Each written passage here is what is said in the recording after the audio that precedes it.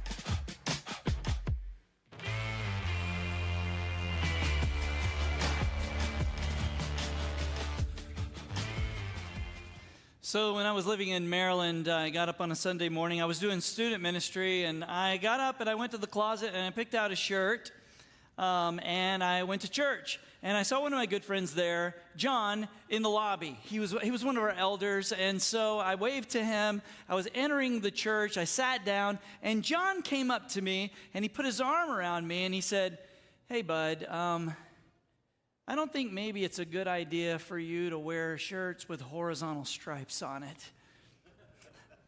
And I'd grown comfortable in marriage, and I was weighing in at the time at about 225. All right, and so my good friend, I didn't like to hear this, okay? And I don't think he was body shaming me, because he said his very next line was, "I learned the hard way," and he pointed to himself. And I thought, we laughed, but right after that moment, I started thinking, I think I might need to, as much as I don't want to do this, maybe start riding a bicycle.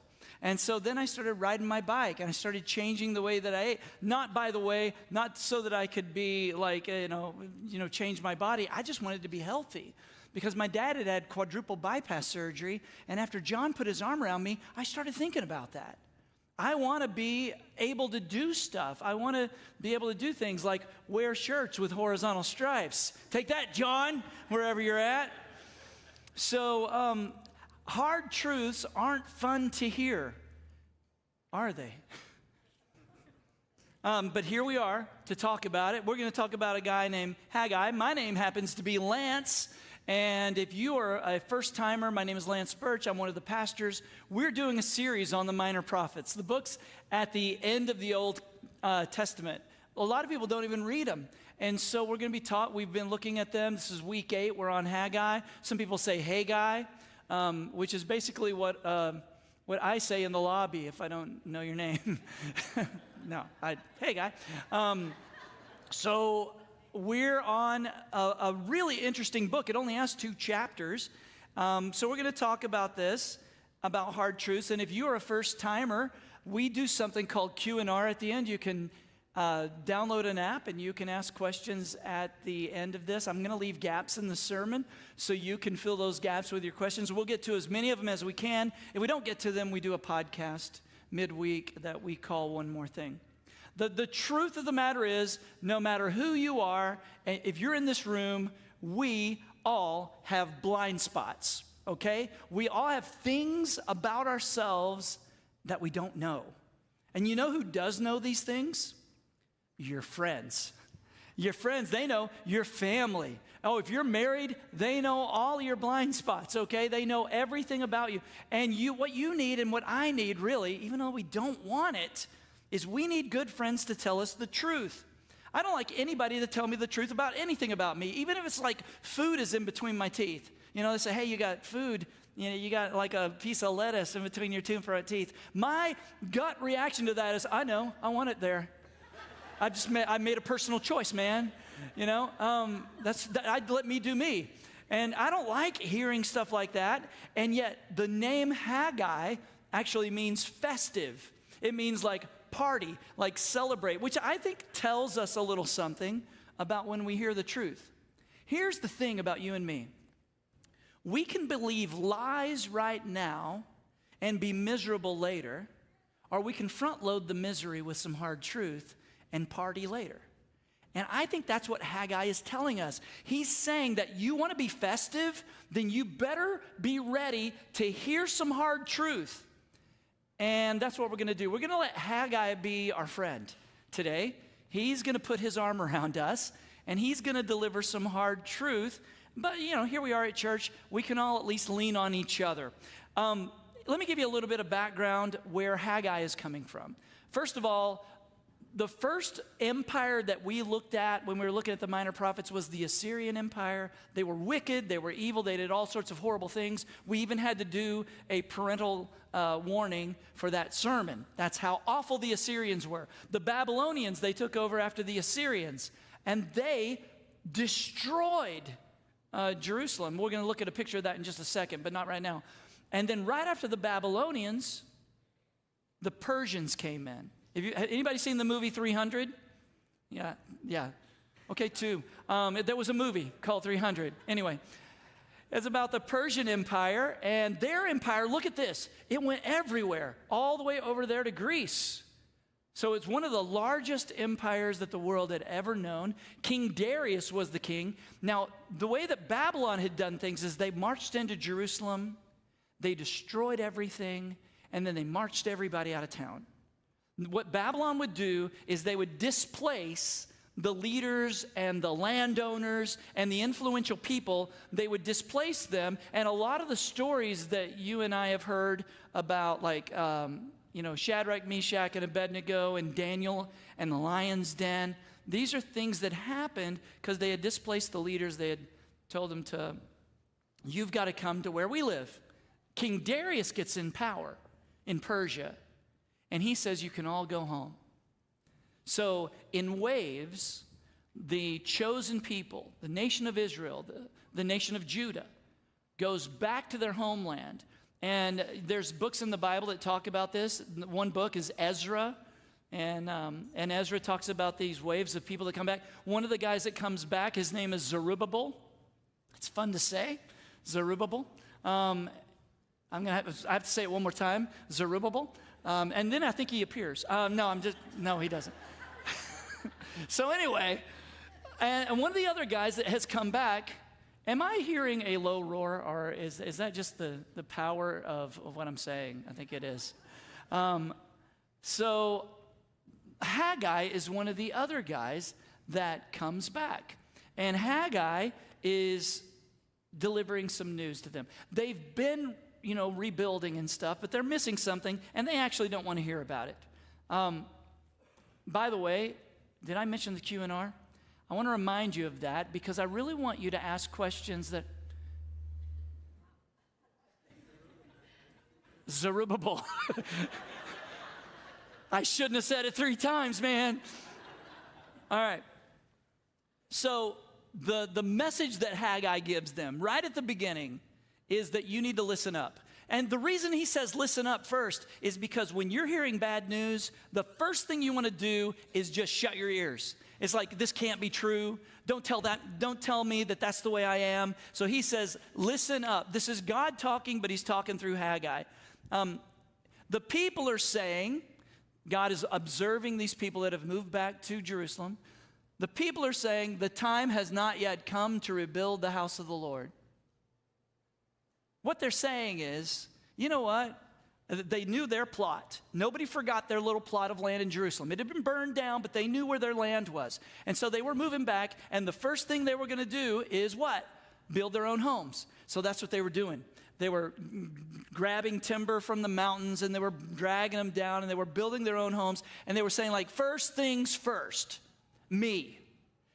I got to take care of number one. I got to need to do some serious self-care by building my house for my family. It's a good thing. It's a good thing to build a house, take care of your family.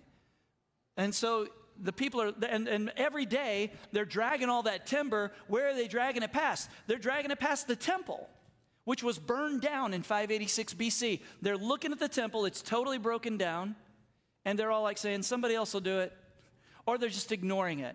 It's like the garbage in the kitchen, in your house. Everybody just ignores it. They're just like, just put your foot in it and stomp it down a little bit. It'll be fine. but someone has to take it out. And I'm not bitter about it. I'm just saying, take out the garbage. The people are saying the time has not yet come to build the temple. Look at yourselves. Look at what's happening. Why are you living in luxurious houses while my house lies in ruins? This is God. And he's saying, you know what? You're wondering why things aren't going well for you. And I'm telling you, it's because you're neglecting the most important thing in your life.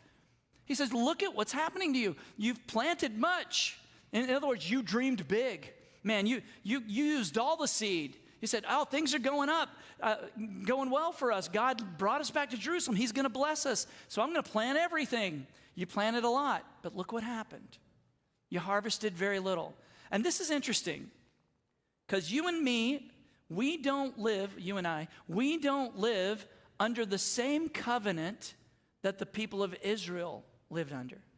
I don't live under that covenant. You don't, and that's good because you know what their covenant was? You do this, I'll bless you. Man, read Deuteronomy like 16, 17, and 18. It's like a long list. If you do this, then you'll get blessed. If you'll remember me, then you'll be blessed. If you will obey this commandment, then you'll be blessed. That was the covenant. And God is calling them on this, and he's saying, I told you what it takes for me to bless you, and you didn't do any of it. You're living your own little tiny story, but you're not rebuilding the temple. Look at what's happening. You planted much, but you're harvesting very little. This is not about, by the way, God shaming them. It's actually about him caring for them. Your life's not going to go well. I love you, therefore I want your life to go well. Now, we don't live under the old covenant. We live under the new covenant where Jesus fulfilled the old covenant. He did everything perfectly. And he gives us credit for his life. He takes our sin and he gives us his righteousness. Would you agree that's a better covenant? But these guys, they were under the old covenant. And God is reminding them of that. He knows that they'll be at peace in their world if they order their world around him. Same as us, really, in that way. They've decided to live a small story. And that's the temptation for every one of us, to live a small story in light of the big story that God's telling. Instead, I'm just going to build my house. I'm just going to take care of mine. I'm just going to put blinders on. I'm going to do what's good for me. How does this look in our lives? I think relationally, if you decide to live the small story, do you know anybody who's living relationally a small story? They're not living big. They're not focused on other people. But instead, they're living this little tiny story. You know what that looks like relationally? It looks like a life broken by drama. Drama, drama, drama. All the time. Always a story to tell about somebody. Always somebody that let them down. Always somebody that betrayed them. Always somebody that they can't believe they would ever treat me that way. Drama. It just follows them and follows them and follows them. And you know what most people who live lives like that say all the time? You know me, I hate drama. That's what they say. You should laugh louder at that because that is funny when people say that and their whole life is drama. Then move or do something different. When you're living the small story, your life is just filled with drama relationally. When you're living the small story financially, and you're just like, what's good for me? What can I do for me? Your life will be broken by debt. You will be in financial, just like stress all the time. And listen, I know that people can get in financial stress for all sorts of different reasons. Just because you're in financial stress doesn't mean that you're broken financially. I'm just saying that if you are, you're going to be riddled with debt. And none of it's ever going to fill you up. It's broken. If you do this when it comes to yourself and what makes you feel good, you're going to be broken by addiction to all sorts of things. You know, you can be addicted to pats on the back, or you can be addicted to substances. You can be addicted to power even. It's all the small story. And what Haggai is starting out with is he's saying, if anything is going to get right with you, you're going to have to acknowledge that there's something bigger than you. You're not the center of the world, and you're walking past the temple like you are. You're seeing what God might do, but you have no part in it. So Haggai goes on to deliver this word from God. He says, look at what's happening to you. Guys, things aren't going well. Have you ever done an assessment of your life? It's like, maybe you're running it right now. How's it going for you? You know, how are you doing? What are you living for, and is it really meeting your needs? So God knows the answer to this question. Look at what's happening to you. It's not really a question. He's just saying, open your eyes. Now go up into the hills, bring down timber, and rebuild my house. My house. Now that's going to mean that some of the things you put before me are going to have to be put down the list a little bit. Build my house first. And this kind of translates over to the New Testament because Jesus said in Matthew 6:33, seek the kingdom of God above all else and live righteously, and he'll give you everything you need. It doesn't say everything you want, by the way. God knows what you need, and if you put him first, if you seek him first, then he'll give you what you need. Namely, what do we need? We need joy and purpose and peace. We need to know that God's presence is with us. And so I will give you what you need. This is not prosperity gospel, by the way. I had a friend, he used to tell this story about, he was at a ball game with his kids, and he had a big old thing of Skittles. And the kids were fighting over the Skittles. And they didn't realize that he was the source of the Skittles. He could turn off the spigot for the Skittles at any moment. And they're like, yeah, we don't have enough. They got more than me. He's like, I can give you all the Skittles. I could go buy a truckload of Skittles right now, and you guys are acting like it's scarce. When we get into this mindset that we got to get ours, we're actually telling God, I don't think you can provide for me. God's the source of the Skittles, guys. We don't have to worry about whether we're getting ours or not. It's the small story. Seek God, and all those other little things, including Skittles, will be added to you. Beware, Luke says. Guard against every kind of greed. He's quoting Jesus here. Life is not measured by how much you own. We're not valuable because of our zip code. We're not valuable because of the make and model of our car. We're not valuable because of our 401k or our bling. The kids are calling it bling 10 years ago. So what's at stake here? You know what I think is at stake here? I think everything. I actually think a disordered life is going to ruin you. I think that's why Haggai is talking to them I think that's why God is talking to them so frankly, because he knows if they disorder their life, they center it on them, they're going to be absolutely miserable. God's work, God's plan, and God's presence outweigh everything else. God's work, his plan, and his presence outweigh everything else. That's the way it is in reality. How does that work out in your life? Does it look that way? If somebody looked at your life, would they say, you know what, I know them well. They're all about God's plan, his presence, and his work. That's what they're about. That wasn't the story for the people in Jerusalem. A book that I read that I really loved started out with this line, which kind of offended me. It's not about you. I nearly put the book down. This is ridiculous.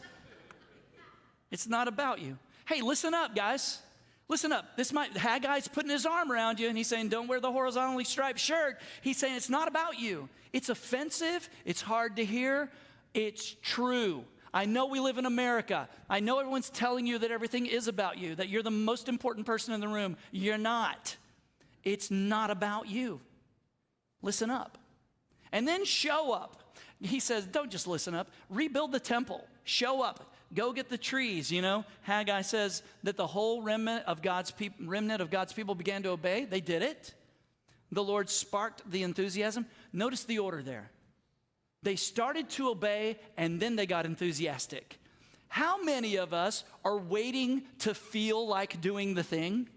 You know, I would do it, but I don't feel like the Spirit's not there right now. The Spirit hasn't led me to. No, he led you. He told you to do it, so go ahead and do it. And then God looks for people to strongly support them if they're doing what he's telling them to do. And he gave them enthusiasm after they started to obey. I can just picture this. They're looking at their house. It's not quite finished. And they go, okay, I'll go and I'll rebuild the temple. And as they're walking, they start thinking, hey, I've heard the stories of Solomon's temple. Could I really be involved in something bigger than me? And the more they walked up into the mountain, and as they started cutting the trees down, they started saying, what if life's not about me? And something called freedom happened to them. And freedom is better than anything you can grasp. And you can't get it on your own. And they walked back, not past the temple, but to the temple. And they started rebuilding it. They were showing up. They got to work enthusiastically. They were probably thinking, so that's the problem. I've been putting myself first. And they start to work on the house of their God. And that's what God told them to do. Go up in the hills, bring down the timber, rebuild my house. It was going to take effort and some time away from their other commitments. God's house. Now, I hope you guys know that this is not God's house. Hey, did you guys ever hear that when you were growing up? Hey, don't run in God's house. Don't lie in God's house. Don't cuss in God's house. You can cuss out there, though. Parking lot's fine. I saw somebody smoking outside of God's house. Listen, this is not God's house. Church isn't God's house anymore. Unless, of course, we're in it. It's kind of like Air Force One. You know, they don't call Air Force One unless the president is inside. Right now, this is God's house. This moment. You know, we sang earlier, the atmosphere is changing now, for the Spirit of the Lord is here. And then it says, the evidence is all around that the Spirit of the Lord is here. You know what the evidence of the Spirit of the Lord is? You're in here. Every one of you, if you're a believer in the room, then you have the Spirit of God inside of you.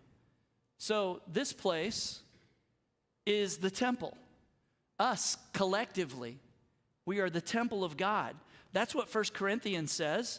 All of you together are the temple of God. There's no building anymore. We don't need the temple to be rebuilt in order to have God's presence in this room. God's temple is holy, and you are that temple. You.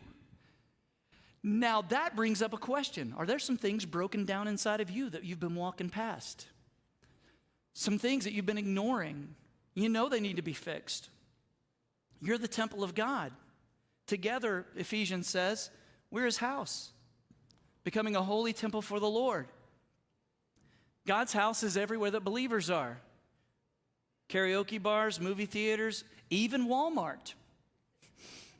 I know. Even there, God's work, his plan, and his presence outweigh everything else. So show up. The Spirit doesn't visit the church when we sing. The Spirit shows up when we drive up. We are the temple. So show up. And then, what's interesting about what happened in Haggai is they all showed up, they started rebuilding the temple, they looked at it after they were done. It's kind of like when you go on those little dinner things where you drink a little wine, they give you some paint, they show you, all you guys are going to paint the same picture. And then everyone has high hopes at the very beginning, and then they paint their picture, and they even take pictures with it, and people see it on social media, and they go, not that great. But they all feel like it was good. Maybe it's the wine, I don't know, but they all feel like they're good. And they finish this whole thing, and they start weeping. They're looking at the temple, and they're going, we heard about Solomon's temple, and ours just doesn't do it. And they were sad. They had listened up. They showed up.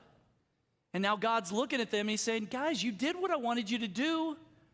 Don't worry about the results. You did exactly what I asked you to do. It's not going to be perfect. How many of us don't do anything because we actually think that we're in charge of the results, and so we're just so nervous about trying? And they're looking at this temple, and they're sad. And God says, cheer up. Cheer up. He asked them this question as if it's not a dig. He said, hey, does anyone remember this house in its former splendor? Do you guys remember that?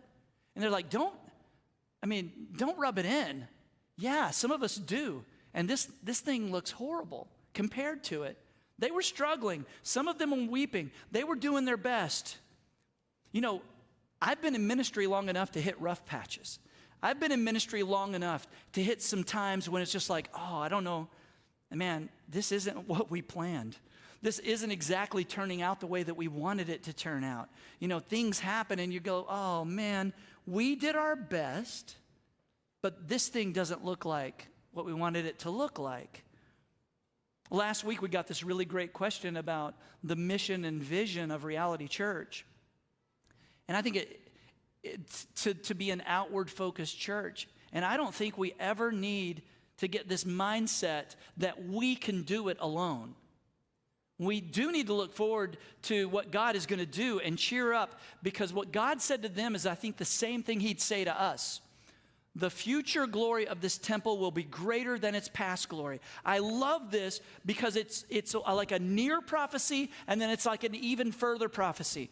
At some point, a king named Herod, he's actually kind of a governor, but Herod will build a palace, and he'll build a temple structure that will outdo Solomon's temple. Bigger, with bigger porches, and more people can come, and more sacrifice can be done. Herod's temple complex. And this is the party, right? It's festive, just like Haggai's name means. It's not great now, but it will be. Just keep on obeying. Keep on going. This is going to get really, really good. So when we party as Christians, and we should party. We should be people of celebration. We ought to laugh a lot. I think laughter is awesome. So when we party, we're not saying that things are great. We're just saying they will be great. We're saying that everything's not perfect, but it will be. Laughter, I think, confuses the enemy. I think it's an act of defiance against the enemy of our soul. Laughter is an act of defiance against the enemy of your soul, who is confused when you face the struggles of life and like things go wrong, and you're like, but I know God. I know if it's not great right now, that just means the whole thing's not over, and one day God will restore everything. There is not one sad thing in your life that God will not make come untrue. He's that powerful. I don't know how he's going to do it, but he is.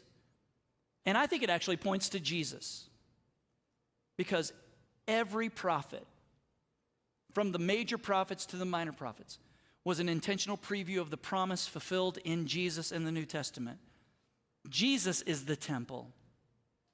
John 2 says, this is Jesus talking, destroy this temple and in 3 days I'll raise it up. They got confused by that. How could you do that? This temple's huge. He was talking about his own body. He meant his own body. And he did that.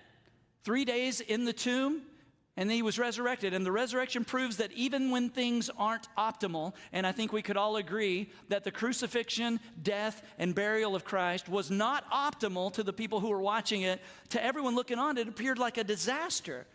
If God can replace death with life, then he can do anything. There is nothing God cannot do. That's why it's God's work, his plan, his presence outweighs everything. Because at our best, we're not going to be great.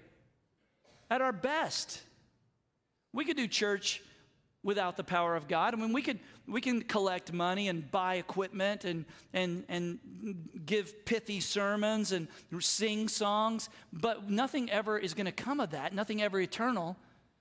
But when we do partner with God, even if it's not great from our perspective, and sometimes when I'm up here preaching, it feels like this ain't great. Like sometimes I feel for you, because I'm like, if I'm bored, what are they doing, man? That's awful. So cheer up. Look, if it depended on you, it would be a disaster. I'm sorry to tell you that. If it all depended on you, then it would be a nightmare. It would be awful, but it doesn't depend on you. What if there's a God that's more interested in what you're going to do for him and who you're going to be than even you are? And he knows what you could do and could be. And if you would give up on the perfection trap and the comparison trap, there's so much that you're paralyzed from doing that you will be free to do when you realize, I'm not going to be that great anyway. So why don't we just see what God can do with my not great? So how do we accomplish all that? I think we have to look up. This is about you and me realizing what God has done, what he is doing, and what he will do. That's what God reminded the people of Judah with when Haggai said this, be strong, because they were kind of getting depressed, and work. Don't get paralyzed, keep on working, for I am with you. Notice he didn't say, be strong and work because you got this. He's actually admitting, you don't got this. You've never had this, but I'm with you. I'm still with you, so don't be afraid. We can't just read those words and not realize that they're coming from someplace. Why would God say to them, don't be afraid? Why would he say those words? Does God waste words? He's saying don't be afraid because they're afraid. I think he'd say the same to you. We can get afraid of failure in a ton of different ways. We may have run up against the same sin over and over again and told ourselves, well, then I just give. That's just who I am. I'm just going to keep on doing this because that's who I am. Don't be afraid. I'm with you. Don't put the focus on you. Instead, put the focus on God. I'm with you. I'm still with you. Don't be afraid. It's always good to remind ourselves of God's presence. Nothing in your life is catching God by surprise. And then he reminds them of what he's done in the past. He says, I will again shake the heavens and the earth. Remember me? I'm the one that rescued you from Egypt. I'm the one that helped you take over Canaan. I'm the one that helped you escape, like Shadrach, Meshach, and Abednego in the fire, like Daniel with the lions. I'm the one. It's not about you. I'll shake the heavens and the earth. I will make you like a signet ring, for I have chosen you. This actually is talking about Zerubbabel. So because he kind of played a king authority figure, and so he had a signet ring. It's also pointing to Jesus. In the future, he has chosen Jesus. He's referencing what God has done in the past, and remembering that, guys, in your own life has a calming effect on whatever you're going through right now. Matthew 28 says it this way, look up, know that I'm with you. This is Jesus talking. I am with you always, even to the end of the age. This is Jesus saying, you're not alone. This promise was from Jesus. So Haggai is intentionally pointing to Jesus because every prophet was an intentional preview of the promise fulfilled in Jesus. You're never alone. So stop expecting so much from yourself. You're not that great. I used to say this and people got offended. You're not that awesome. People are either giving you grace or getting sick of you. It's true. And when the grace runs out, the sick of meter goes it just pegs out. Everybody in your life is giving you grace. They're putting up with. And once they stop, then I'm sick of them. I'm not going to be around them anymore. What we're hoping for is that sort of grace. So don't expect so much from yourself. David Zoll in his book, Low Anthropology, says it this way. Jesus confronts us with our limits, not to discourage us, but to engineer a situation in which the phrase, what's impossible with man is possible with God, might find traction. Faith in God begins where faith in oneself ends. We need to abandon thinking that we're going to be able to fix everything. And let me speak especially to the men, because I know that I've got this strong temptation whenever anything's going wrong to just retreat in myself and say, I can fix this. I got this. I think I can do this. They make a joke about us not asking for directions.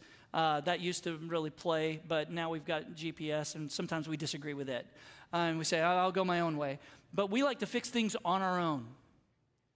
And what we're saying here is that if you continue that strategy, you're going to miss out on who God is calling you to be. Faith in God begins where faith in oneself ends. Not that you constantly put yourself down, but you know that who really holds the answers, who really has the power, who really is the source of the Skittles and everything else that you want in life. Eventually, the promise becomes God is going to dwell with us. In Revelation 21, God's home is now among his people. He will live with them. In the very end, the capital city of Jerusalem, the capital city of God, lands, and God makes his home with us. One day the name Emmanuel, which we gave Jesus, you hear that at Christmas, it means God with us. It'll be fulfilled when God descends, and there won't be any temple in Jerusalem because we're the temple. It exists right here, right now, the presence of God. We've become the temple of God. I don't think we have to guess how to apply this. Let's just do what Haggai told all of them to do. Let's put God's work, his plan, and his presence ahead of everything else because it outweighs everything else. And then let's listen up. Hear the hard truth. Reflect on the priorities that we have. We're trying to create the good life for ourselves when really we need to listen up and know that we're not the source of that. And then show up. Commit. And don't wait till you feel like it. Don't wait till you feel like signing up for Barnabas to sign up. Don't wait till you feel like it to give, because that feeling will never happen.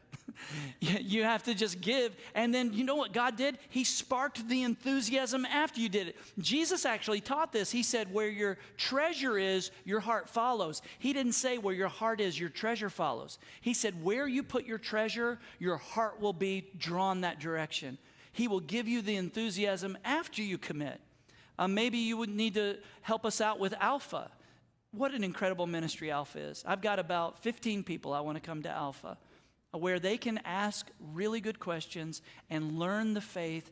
I would really encourage you. And I'm especially looking for the next generation to get involved in Alpha. If you're like 18 to 22, then I'm really looking for people like that, because this generation is uniquely interested in the gospel. Let's not lose that opportunity.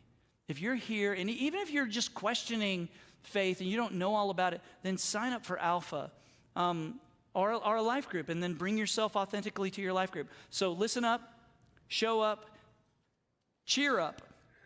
It's not going to go perfectly. You're going to screw up. You're not going to do everything the right way. And once you realize that, guys, once you realize the world is not going to measure up to what you think it should be, your ability to experience joy will rise, because your expectations of the world have diminished. Trust God. Trust his greater plans, even when the results aren't much, seem small. Maybe list some things that God has done in your life. And you know what might be helpful?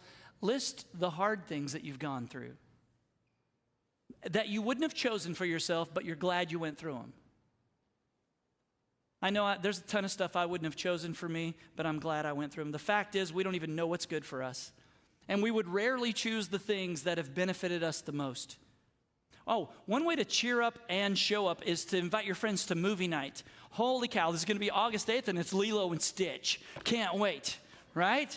It's all about Valhalla or something like that. No, it's not Valhalla. That's the Viking heaven. All right, that Hawaiian word. I was just trying to draw you in. I know the word. All right. So then look up. Look up. Spend time in prayer. Roger Graber is reading a book called The Praying Life. I love this book. It's by Paul Miller. Roger takes a Thursday, I think once a month or something like that, to spend the day in prayer, just focusing in on God. I don't do that right now, but I am looking up to Roger doing that. Listen to what Paul Miller says in that book. In the broader culture and in our churches, we prize intellect, competency, and wealth. Because we can do life without God, praying seems nice, but unnecessary. Money can do what prayer does, and it's quicker and less time-consuming. Our trust in ourselves and in our talents makes us structurally independent of God. And as a result, exhortations to pray don't stick. Don't let that be true about you, whether you feel like it or not. Turn off the world, turn off all the distractions, and just say, God, I'm here. It could be on the drive home. It could be, as you're dropping off to a nap this afternoon. It could be any time. Just say, God, I'm carving out some space for you. I want to hear. I want to speak. I want to tell you who I really am. I want to ask you some really deep questions. And I want to listen up to your answers. And if I've got to change something, then show me that, because I'll definitely align and recalibrate my life to you. Well, guys, so there they are. Listen up, show up, cheer up, look up. I wonder if you guys have any questions. Some of Haggai's words sound like they could be interpreted as prosperity gospel. How would you counter that? I wouldn't. They're under the old covenant. Literally, the old covenant was. If you read Deuteronomy 16, 17, and 18, it literally was, if you, then this. It wasn't to illustrate that they could get there. It was to illustrate that they could never get there. Because as try as they might, they never did it. The old covenant was just a record of them screwing up over and over and over again. Please read the Old Testament. You will get frustrated with them until you realize that you're just like them. And so you're thankful for what Jesus did on the cross, because if he continued that old covenant, in other words, if we got God's blessing by obedience, then all of us are doomed. And this was an illustration. It wasn't God tricking them. He was just saying, if you do this, then you would be blessed. It's kind of like a teacher talking to a student who they know doesn't care about the class, and the teacher looks them in the eye and say, you know, if you came to class prepared every day, and if you studied for the test, and if you turned in all your homework on time, you get an A.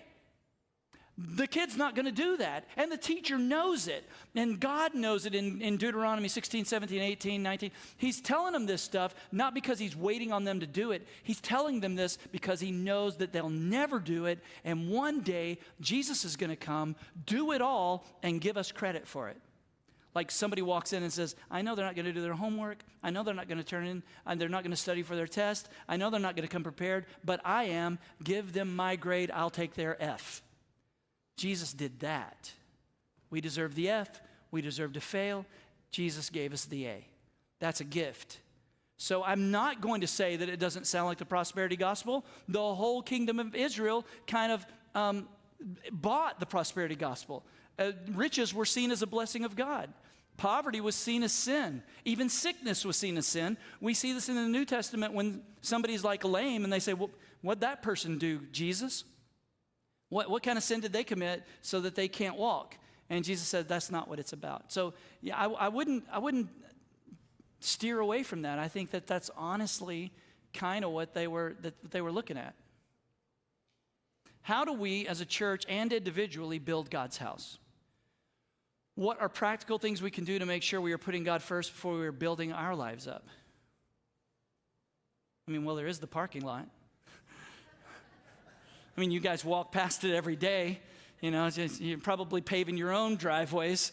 We are working on that, by the way. I think one way to do this, honestly, is to open your eyes, and instead of, anybody can point out the dragon. Anybody can point out the thing that's hurting the town. It takes somebody with some oomph to fight the dragon. Anybody can be a critic. It takes somebody with oomph to say, instead of pointing it out, I'm going to fill the gap. God looks for people to fill in the gap. God looks for people who are going to see the issue and then solve the issue, be part of the solution instead of the crowd, the critic. So I think whenever we build God's house, not just here at Reality, but the church as a whole in Omaha, don't point at some other church and tell them how they're doing it wrong. They're doing it differently. They're not doing it wrong. This is a big church in Omaha, and a lot of churches are doing it different ways. We build God's house when we're unified. We destroy it when we get divided. That's internally in a church or externally to all the one church in Omaha, but to all the expressions of the one church in Omaha. We need to stick together. And we need to say, no, we're going to build this up. We're going to show people. What did they say we would know Christians? Jesus in I think it's John 17, they will know you by your love, right? And he prayed for unity. Let them, I and them and you and me, may they be brought to complete unity to let the world know that you have sent me and have loved them even as you have loved me. Our unity is a apologetic. It's a reason to believe. So I think we build God's house when we fulfill Jesus' prayer in John 17:23. That's what that looks like. Sometimes we do organize things in God's name. Yes, missions, ministries, etc., and people don't show up. Our work feels in vain. It's discouraging. How do you stay motivated in these situations? How do I personally? Sometimes I don't. I'll tell you, sometimes I go home and I say to my wife, Amy, she hears things that you don't hear. It's like, those losers didn't get on board or something like that. Forgive me, I didn't get much sleep last night, so some things are coming out of my mouth. And I was like, I can't get them to do anything. And what I've learned, though, is when things aren't going well, what you need to say instead is own it and say, I haven't led them to do this. And so that's why I think I'm kind of putting my arm around the church and saying, I've got some hard truth. If I'm going to lead us, if our staff and elders, and if there's going to be leadership here, not just me, then we sometimes, don't we need to say the hard thing and say, let's get on board. Let's do this together. I think we sometimes do those things, and it looks small, and we look up at the temple that we built, and they say, oh, it's not great. And God says, you know what? All I was looking for was you centering your life on me and going for it, trying. Give it a shot. You're not going to do any. If we continue to think that success is marked by, people in the seats and budgets and buildings, success in the Christian life is a long obedience in the same direction. Every time you do what God says, you succeeded. Even if the temple doesn't look that great. Every single time you just say, yes, I'll do what you want. Yes, even if I look foolish, I'm going to do what you want. Yes, God. Every time you just listen up, you show up, you cheer up because you know it's about Him, and then you look continually to Him. Fix your attention on God. So you do that, and I think that's what it looks like to stay motivated. I think God gives you enthusiasm even when things don't look like they turned out very well. One thing we say back in the back a lot when things happen, oh, the mic didn't turn on, or wow, there was some feedback, or wow, that sermon was a train wreck, Lance, which happens more often than not. And what we say back there is, Jesus was still resurrected. He was 3 days dead, and He got out of that tomb. And He's still doing what He does. And He can sometimes use people who mess up. So that's what I think we do to stay motivated. Lately, I've been praying for patience and strength from God. And a lot of crazy things have been happening in my life. Isn't this a hard but very needed way to be patient and strong? At first I was mad, but now I'm grateful to see Him working in my life. I'm glad you got to that point, because if you ask God for patience, He doesn't just miraculously give you patience. He gives you something to be patient about. It's like asking the gym to give you strength. You just walk into the gym, could you please grant me strength? The gym says, yeah, it's available. It's available to you, but you're going to have to go through some pain and maybe some late night leg cramps, There might be some stuff involved here that you're not going to want. So when we ask God for that, I think, yeah, strength from God. There's no, why is this so intuitive in every other area of our life? You don't go to your college and say, hey, I would like a diploma. Lance, it's day one. You need to attend class. Just the same, I'd like a diploma. Well, look, we've got to go through things. This is not earning salvation. It's not working our way to God. It's doing life in this world. God's grace is not opposed to effort. It is opposed to you earning salvation, but you're going to put in effort for everything in your life. So I love that. Off-topic question. How would one listen to the weekly podcast? Well, if you're wanting to watch the weekly podcast, then that will be a little boring, because you'll just see a dot going across a line on your screen because it's only audio. But if you want to, hey, no shame, you can do that. But you would go to the places where podcasts are and listen there. I think that's the right answer. Apple Podcast? What do they call it? Anyway, I'm on the podcast. They didn't put me in charge of where we landed it. So I think it might be on Spotify. I think there's all kinds of things you can do. And look for the top 100 Spotify podcast, and you won't find us there. But hey, guys, I want to pray for us, because I don't want us to escape here today without knowing that, honestly, we need to assess what we're investing in. We invest in all sorts of good things. We invest in good things. We invest in elite sports for our kids. We invest in our 401k. We invest in businesses, and we invest our time places. I'm wondering, though, and this is for you. Don't think about anybody else except for you. I'm wondering if sometimes we're walking past the thing that God wants us to do, and we're saying, I don't got enough time. Now's not the right time. And we're ignoring getting involved in what God is doing in our community. I want, when people come back from Belize, for you to say, I had a part in that. I want when people come back from Barnabas and they gave a kid a hug who was having a really hard day, I want for you and for me to say, I had a part in that. I was a part of that hug. I want when some student is in small group and they're talking to their small group leader and they're finally saying the thing they were afraid to say for years, and they say it. Man, I want you to be a part of that. And I think God wants you to be a part of that. There's so much we miss out on when we just center our life on us. So let me pray for you.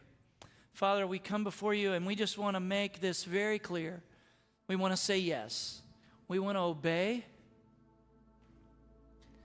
We want to obey you. We want to listen to even the hard truths. We want to show up where you want us to be. And even when it doesn't turn out great, God, give us enthusiasm and cheer us up as we look to you above everything else. Your presence, your power, your plan. Help us to do that because Jesus Christ modeled it for us better than anyone else. It's in his name we pray.